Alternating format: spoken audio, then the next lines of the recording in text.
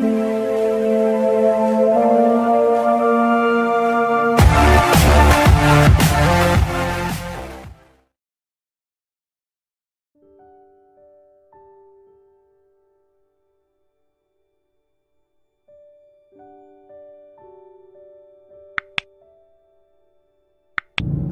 datang di channel ini dan selamat hari Minggu. Sahabat-sahabatku yang terkasih, naluri manusia selalu mencari kehebatan, kekuasaan, popularitas, kekayaan, dan lain sebagainya.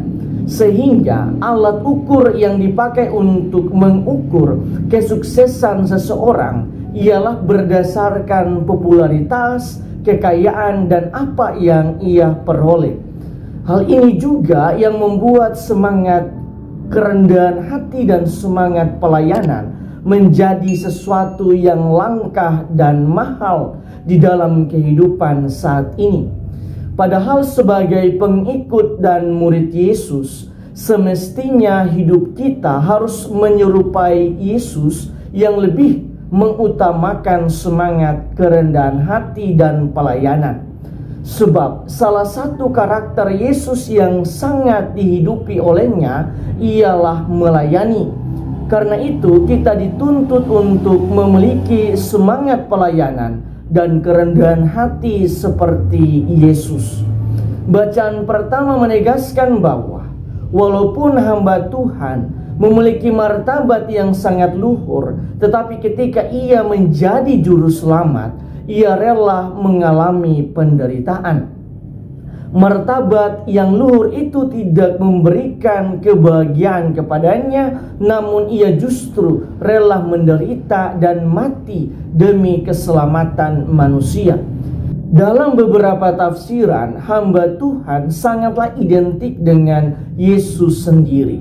Sebab walaupun Yesus memiliki identitas sebagai putra Allah, namun ia rela turun ke dunia menjadi manusia dan menderita demi menebus dosa-dosa manusia.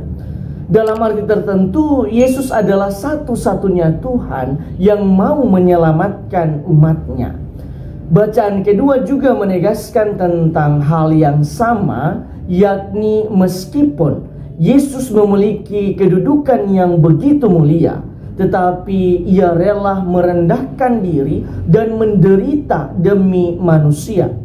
Karena itu di dalam bacaan Injil, Yesus menegaskan bahwa barang siapa yang hendak menjadi pengikut atau muridnya, maka harus bersedia melepaskan diri dari kepentingan-kepentingan pribadi dan mengambil peran sebagai seorang pelayan yang bersedia melayani kepentingan-kepentingan orang lain, terutama mereka yang lemah dan kecil. Yesus sendiri telah menjadi model pelayan sejati.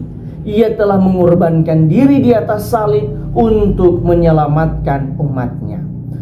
Sahabat-sahabatku yang terkasih, berdasarkan bacaan-bacaan hari ini, marilah kita merenungkan beberapa remah permenungan. Pertama, panggilan untuk menjadi pengikut Kristus atau menjadi murid Yesus adalah panggilan untuk menjadi pelayan sejati. Semangat pelayanan haruslah mendarah daging di dalam diri kita, di mana karakter seorang pelayan itu tidak lagi mementingkan kepentingan dirinya, tetapi orang lainlah yang menjadi prioritas utamanya. Orientasi hidupnya bukan lagi untuk kepentingan pribadi, tetapi orientasinya lebih kepada orang-orang yang dilayani. Oleh karena itu, kita harus lebih bergairah untuk memberikan diri secara total di dalam setiap pelayanan kita, baik di dalam rumah tangga sebagai suami, istri, anak-anak, juga di dalam pekerjaan dan di dalam gereja. Kedua, pelayanan tidak berbicara tentang seberapa banyak saya harus memperoleh segala sesuatu, tetapi seberapa banyak saya harus memberi kepada orang lain. Kelebihan-kelebihan yang kita peroleh seperti kehormatan, kekayaan, popularitas yang kita miliki bukan semata-mata adalah milik kita, tetapi kelebihan-kelebihan itu adalah berkat yang diberikan Tuhan kepada kita agar kita pun bisa melayani orang lain. Ketika kita telah sampai pada titik ini, maka kita tidak akan jatuh pada sikap sombong, baik kesombongan duniawi maupun kesombongan rohani.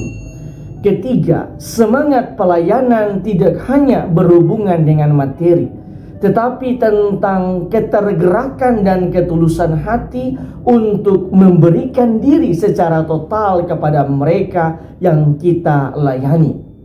Karena itu, ketika kita hendak melayani orang lain, janganlah kita menunggu sampai kita memperoleh banyak harta dan materi, barulah kita melayani banyak orang. Tetapi, mulailah melayani dengan hal-hal kecil, misalnya memberikan tenaga, waktu, sapaan, pikiran, dan segala sesuatu yang kita miliki. Ingatlah bahwa sekecil apapun bentuk pelayanan kita, tetapi jika itu dilakukan dengan ketulusan hati dan penuh iman, maka itu akan menjadi berkat bagi mereka yang kita layani. Tuhan memberkati kita semua.